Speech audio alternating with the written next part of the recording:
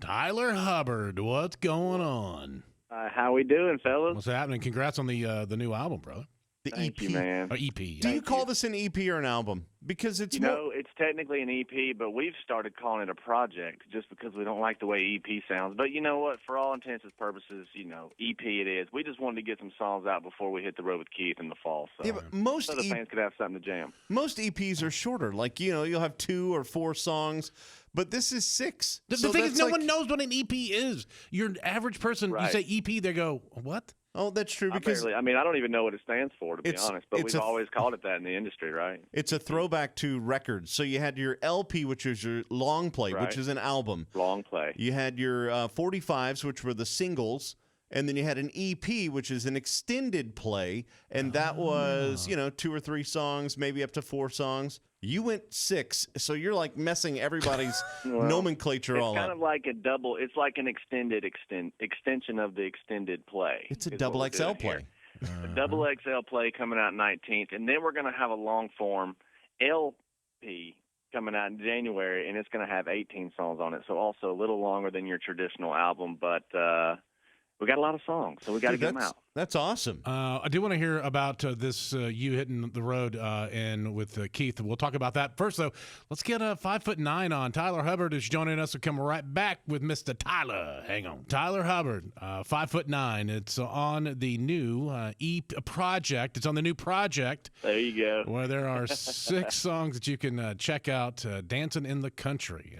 So check that out.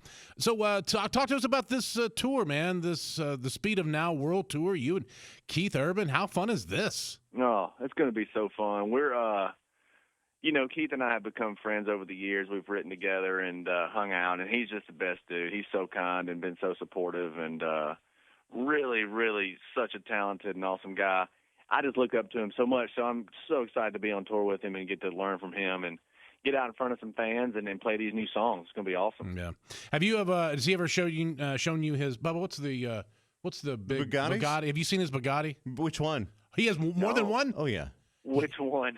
No, I haven't seen any of his Bugattis, but I do remember seeing him pull up in something really awesome a few years back. I couldn't even tell you what it was. Yeah, But It's exactly what you expect him to pull up in. You go, that's somebody special. It works. Yeah. Yep, that works. That's somebody's. Oh yeah, that's Keith Urban. Yep. Yeah. I saw him one time. I was at a restaurant. I park and I'll walk up and I see this. How much is a Bugatti? $1 million? I don't know. It's a lot. It's a lot of money. If you have to ask, you can't afford it. Right. And so I see this car. It looks like a spaceship. It's so crazy looking.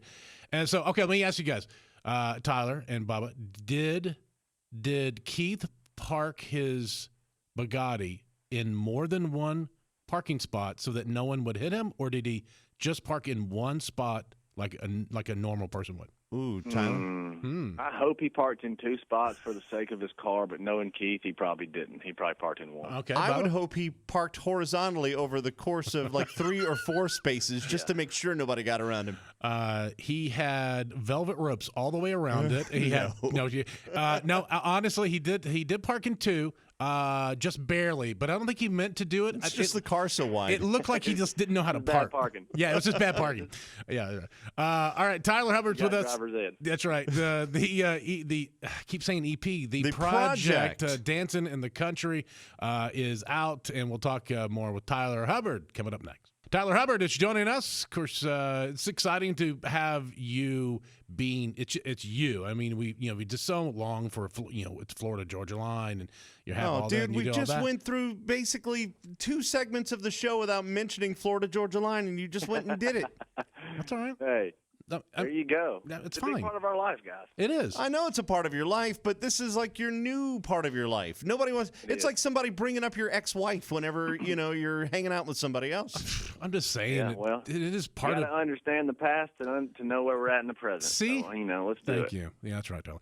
But you have to go through all that to get to where you are. Because if it wasn't for all that, how hard would a solo career be? Really hard. 100%. 100%. I don't even think I'd be here if it wasn't for FGL. So I'm really grateful for that season of my life, and I'm really excited that BK and I are getting to do what we're doing now, and it's given us new energy and new life, and really kind of reignited our passion. And to get to tell our individual stories is just a cool, it's a cool thing to get to do, and connect with the fans on a more personal level. So it was honestly necessary, I think. It was really appropriate and feels good. So we are where we are, and thankful, like I said, really thankful for the last 10 years and the fans that have shown up and showed out the way they have, and you guys at radio. But yeah, really excited for the future as well. And, I mentioned it, I think, last time we had you on the show. You were here in the studio, and I was telling you, I said, I love the fact that you guys are now doing your own projects solo because it's double the music, because you each brought your own thing to FGL.